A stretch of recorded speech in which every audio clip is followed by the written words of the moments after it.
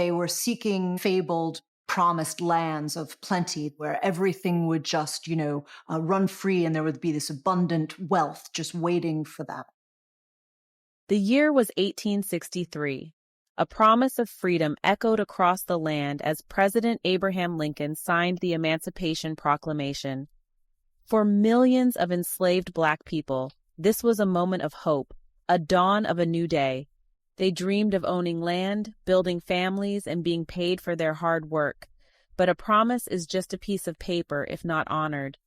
In many parts of the South, the news of freedom arrived late or not at all. Plantation owners, unwilling to relinquish power, found new ways to keep Black families in bondage. The Emancipation Proclamation was a start, but not the end. It freed enslaved people in Confederate states but did not provide land, money, or protection. Vulnerable, they were left with nothing but the clothes on their backs. Plantation owners exploited this vulnerability, creating a new system.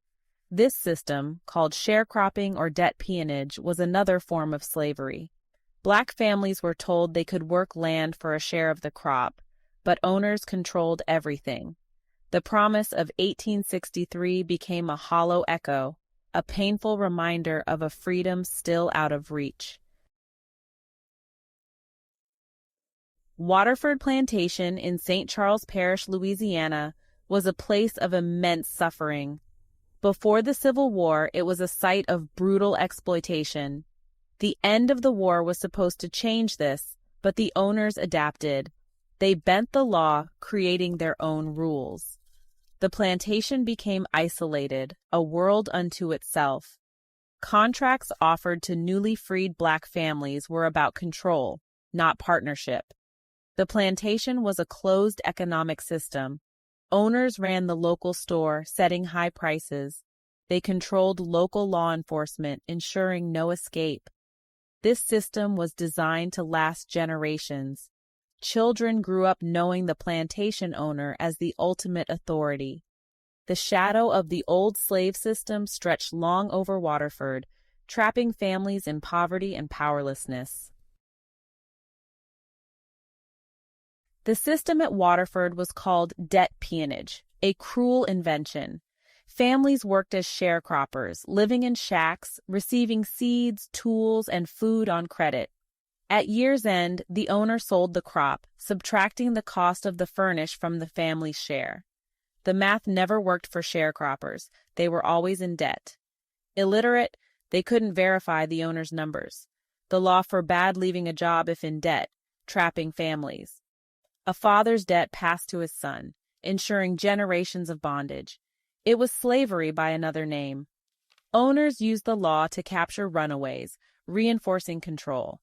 This system wasn't just about money, it was psychological control. It created hopelessness, making people feel powerless. The plantation owner held the power of life and death, deciding who ate, who got medicine, and who suffered. May Louise Walls Miller's story is a powerful testimony to modern slavery in America. Born on Waterford Plantation in 1941, she was trapped in debt to the owners. Her childhood was one of hard labor, not play. She worked in the fields, picking cotton and cutting sugarcane. Her family lived in a rundown shack, always in debt. May Louise's story was hidden for decades. Historian Antoinette Harrell uncovered this hidden history of peonage. May Louise remembers being sold for debt, showing how the system mirrored slavery. Her testimony is a vital piece of American history that must not be forgotten. Life at Waterford Plantation was a daily struggle for survival. Families lived in deplorable conditions, in shacks with dirt floors and no plumbing. Disease was common, with medical care controlled by the owner. The work was grueling, harvesting sugarcane with machetes. Children worked instead of attending school, ensuring they remained uneducated. Workers were paid in scrip, usable only at the plantation store. This trapped them in debt, unable to save real money. The law sided with plantation owners, using vagrancy laws to enforce labor contracts. The system was a perfect trap, with walls made of debt and unjust laws.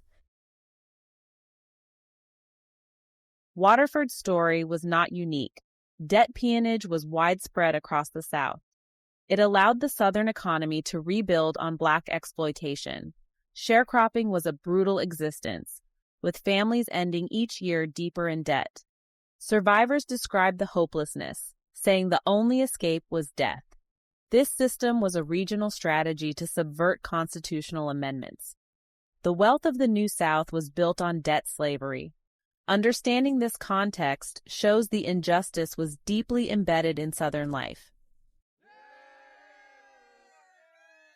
The civil rights movement of the 50s and 60s challenged white supremacy. It brought federal attention to the South, investigating peonage cases. The Civil Rights Act and Voting Rights Act gave new tools to prosecute plantation owners. The movement empowered Black communities, organizing voter registration drives.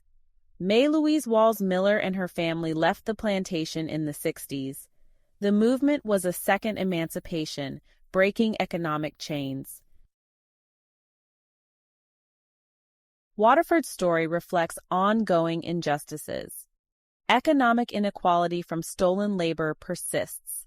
Generations of Black families were denied wealth-building opportunities. Modern echoes include predatory lending and the prison industrial system. Remembering these stories is an act of justice. We must teach this history and challenge systems perpetuating racism and poverty. The story of Waterford is a call to action, reminding us freedom is a constant struggle. May Louise Miller's story stands as a living testament to resilience in the face of unimaginable hardship. Born into bondage on the Waterford plantation, May Louise was forced to endure the cruelties of modern-day slavery well into the 20th century. She was denied an education, her childhood lost to forced labor and abuse. Escape seemed impossible.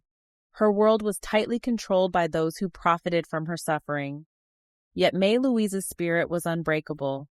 With the help of civil rights activists and her own courage, she and her family finally broke free, stepping into a world that had long denied their humanity. But freedom brought new struggles, the trauma of her past, the pain of being disbelieved, and the challenge of reclaiming a sense of self after years of dehumanization. May Louise Miller's legacy is not just one of survival, but of truth-telling. By bravely sharing her story, she shattered the silence that surrounded the last vestiges of American slavery. Her testimony forced a reckoning with the uncomfortable truths of our past and the unfinished work of justice today. Honoring May Louise means listening, learning, and refusing to look away. Her journey urges us to stand with those still fighting for freedom and dignity. Her voice echoes through history, reminding us all, the struggle is not over, but neither is hope.